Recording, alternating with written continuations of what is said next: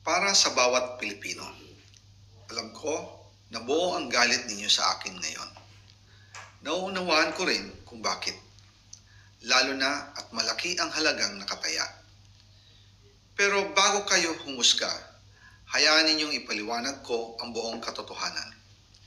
Matagal akong hindi nagsalita dahil may direktang utos sa akin. Huwag nang bumalik ng Pilipinas at manahimik na lamang. Umalis ako noong July 19, 2025 para sa aking medical check-up. Nakaplanong bumalik pagkatapos ng SONA ni Pangulo. Pero habang papauwi na ako, tinawagan ako ni dating Speaker Martin Romualdez at sinabihan, "Stay out of the country. You will be well taken care of as instructed by the President."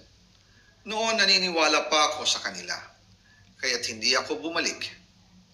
Tumikom ang aking bibig, sumunod ako, pero ang hindi ko alam, ang ibig pala nilang sabihin sa aalagaan ka namin ay gagamitin ako bilang panakipbutas sa kanilang kampanya laban sa korupsyon.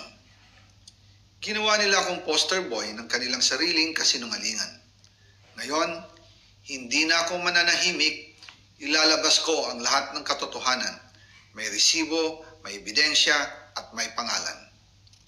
Nagsimula ito nung tumawag si Sekmina Pangandaman sa akin nung nag-umpisa ang BICAM process last year, 2024. Ang sabi niya, katatapos lang ng meeting nila ni Pangulo at may instructions na mag-insert or magpasok ng 100 billion worth of projects sa BICAM. At sinabi pa ni Sekmina, you can confirm with Yusek Adrian Bersamin dahil magkasama sila sa meeting ni Pangulong BBM noong araw na yon. Tinawagan ko po agad si Yusek Adrian Bersamin at tinanong ko kung may instruction nga ba ang Pangulo na magpasok ng 100 billion during their meeting. Ang sabi niya ay totoo nga po. Right after our conversation, tinawagan ko po si dating Speaker Martin Romualdez at nireport ko ang instructions ng Presidente to insert the 100 billion projects. At sinabi niya sa akin, what the President wants, he gets.